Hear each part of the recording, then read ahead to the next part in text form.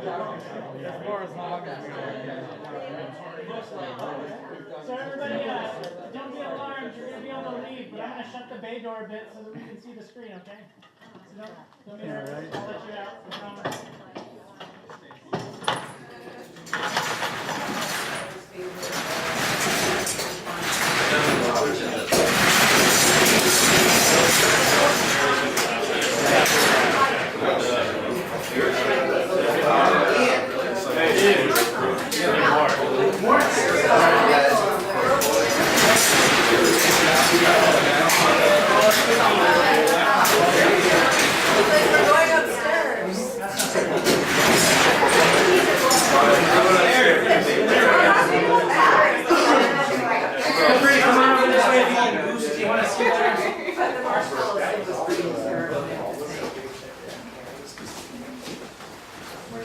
Alright, Danny, you gotta entertain my daughter here. If she's not impressed, she's gonna start screaming.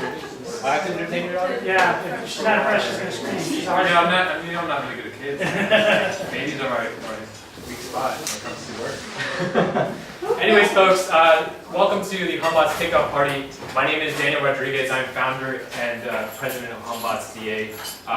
Welcome to our shop once again. And thank you for joining us for a day of celebration for all of the achievements that we have gone through. There's a lot that we go through today. We want to talk about the Humbots story and talk a little bit about our business and our service model, and get into a little bit about how you folks can actually help support us get into our next mission here at Humbots. But I first want to introduce the rest of the team here.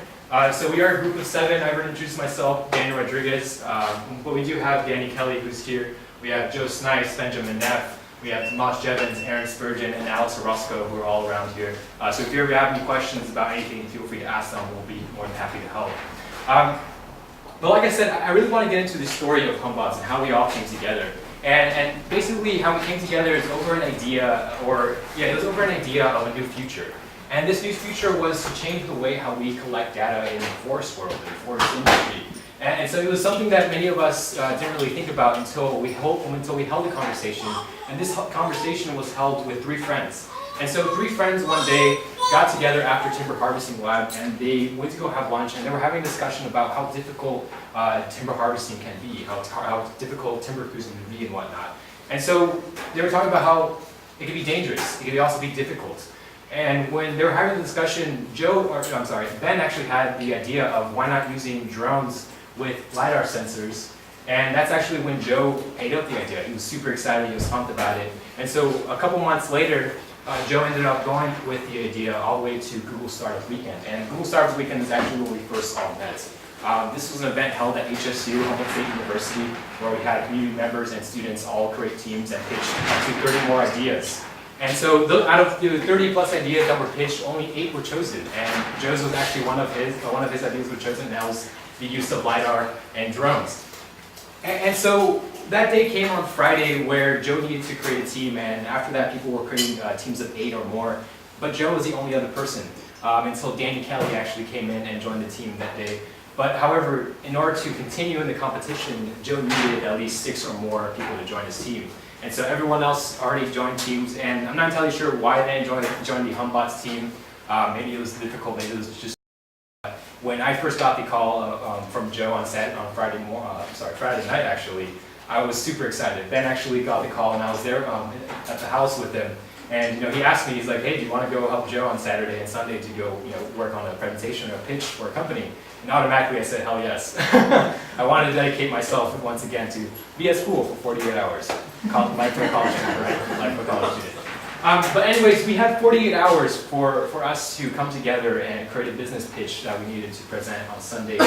And so Joe ended up calling the rest of the gang who I just showed up there, and we all got together. Here we are. This is our first official picture that we've taken. Yeah, the only other person that we have missing is Alex, but I'll Photoshop him in there someday. But what was really amazing is that none of us actually knew how to create a pitch for a company. And what we came away with is actually first place here at HSU Google Startup Weekend. And it was really amazing. We competed against many other ideas that students and faculty members and community members pitched. Some wanted to start a brewery, it's kind of a library, it's called the Library. Pretty funny, right? The Library, but there's many other ideas such as starting a dance club and many more, but we were lucky to grab first place and many more awards to help us continue our company here. And so after a Google Startup Weekend, we ended up going into the Future 4. And by doing this, we needed to submit a proposal to the HSU Business Department. And once again, we had to create a presentation and pitch it in front of students and faculty members to be chosen to travel to Sacramento to represent the university. Luckily, once again, we were chosen by the HSU Business Department to represent HSU, and we actually traveled to Sacramento along with another team from HSU. And here we are, getting ready to take off to Sacramento. It was a really awesome, beautiful trip there. And then we're going to have an after section. Bam, that is us after. And it was really an amazing experience because once again, we traveled and we had 48 hours to basically refine our business plan because we already had our business plan intact. We just needed to cover up all the holes, make sure we had all the questions prepared for the judges, since all the judges were business owners and bankers. So in a way, we were really nervous on what type of questions they'll be asking. But nonetheless, we did come away with, once again, first place, and we also won the Most Sustainable Business Award, which is an amazing award to win due to in our business model. And just to see, what type of business competition we had students who had ideas to create, off-campus living locations for students who were traveling abroad. We also had a parent pool chariot that another team was promoting to help, instead of carrying a stroller, pushing a stroller while running, you'll just have a chariot tied to your back with a rope and you'll be running. Interesting, but it was actually on Shark Tank. Kind of weird, but it's actually on Shark Tank. But we did end up taking first place, and it was really amazing. And we were all really excited. It's kind of like going on a first date, the first date where you're like really excited after, and you're like, oh, it's really awesome. This is a really cool first date. Maybe not. Maybe they have bad dates. I'm not sure. But nonetheless, it was very challenging for us all. We were all college students. Most of us were all still going to school. We were just barely getting ready to graduate for many of us, and it was during finals week, and so it was really challenging when it comes to time management and commitment. But we definitely kept it going. Every single person always puts in their 100% to run the company. And work hard definitely does pay off. Here we have a few photos of ourselves working during the Google Startup Weekend. And like I said, hard work does pay off because after the Google Startup Weekend, we immediately started grabbing attention from the local community. We've been published in newspapers and magazines in Arcata, McKinleyville, all throughout Humboldt County, and it was really amazing.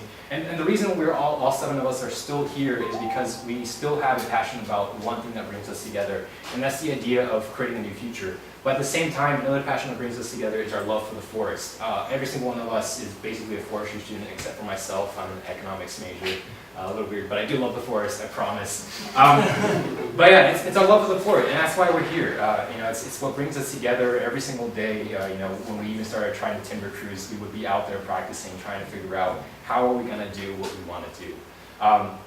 And so after the entire competition, going through 2 competitions and winning those 2, we thought we were ready to get ourselves back into the industry, or get ourselves into the industry here.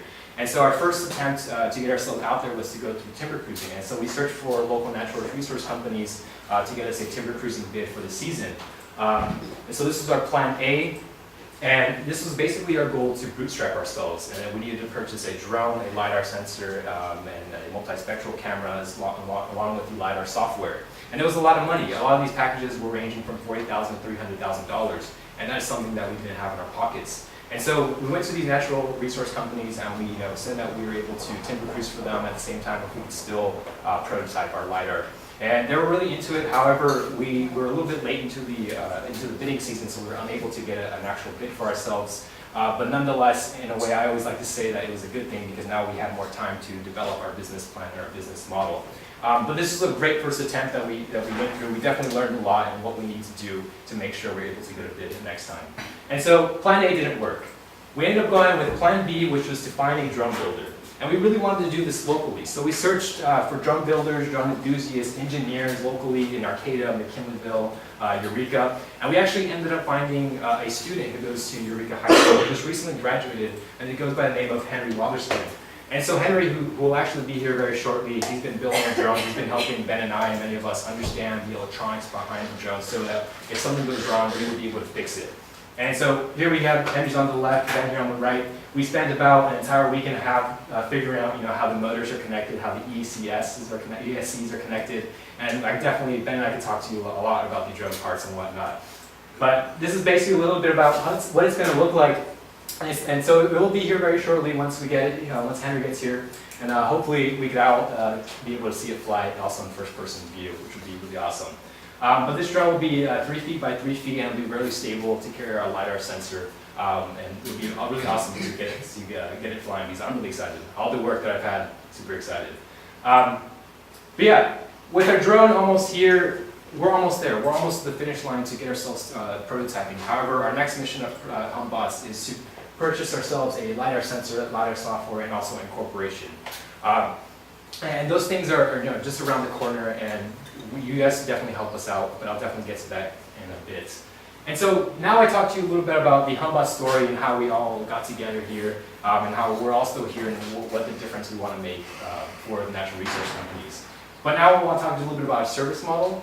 And so as far as service model goes to, we're going to be using drones equipped with LiDAR sensors. I'll definitely talk about the LiDAR in a bit. But LiDAR sensors, and in the future we want to use different other cameras such as regular cameras, multispectral cameras, as well as thermal cameras. We first want to get into the industry of forestry, and it's because we definitely do see a very great thing happening here. Basically what's going to happen is it's going to reduce risk, reduce human error, increase work efficiency, increase data accuracy, all while reducing the cost for our customer. And so we do have tons of timber cruising experience. We have Joe Snipes, we have Aaron Spurgeon, who has been timber cruising for a while now, and so they definitely know the hard work it takes to get out there in the field to collect the data points that the timber natural resource companies are looking for.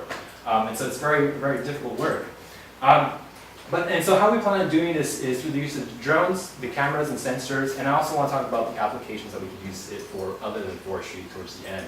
So as far as drones, the first drone that we'll be using is going to be our quadcopter, and that flight time is going to be from an hour to an hour and a half. I know many people are very familiar with DJI Phantoms and many like Parrot drones, and those can get you to about 20 to 25 minutes. So this drone is definitely going to blow the DJI Phantom out of the water, and many other drones are being used out of the water as well. It comes with great stability, and with slower speed, you actually have higher accuracy for data points.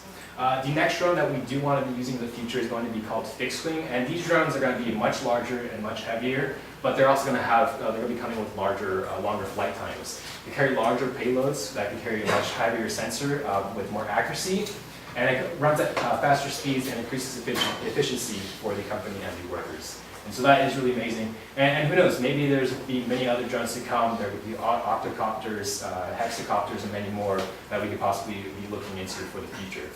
And as far as sensors and cameras, we are looking into 3. The first one is going to be LiDAR. And what LiDAR could do is really amazing. It could basically measure the tree height, canopy volume, tree diameter. It can also measure the elevation or better known as topography and much more. Each one of us do know exactly what LiDAR can do, so if you have any further questions, feel free to talk to us about LiDAR. We're basically all experts on what we want to do here. The next camera that we definitely would want to do research in is going to be multispectral and hyperspectral. And this definitely helps with vegetation quality, finding out the quality of the soil, being able to identify species, and also can identify wildlife. So this is something that could happen in the forest industry, especially when you're trying to identify spotted owls, which is something very difficult to do out in the wild. And then the last sensor and camera that we're going to be looking towards, a little bit closer towards the end of this year, is going to be thermal. And that's going to help with wildlife and fires in the general area. And so these are the 3 sensors that we've definitely been looking into. There's much more that is being developed in the science world and the research world, so there's still much more to come within the next 5 to 10 years for these sensors. And so as far as applications, there's just much more than just forestry.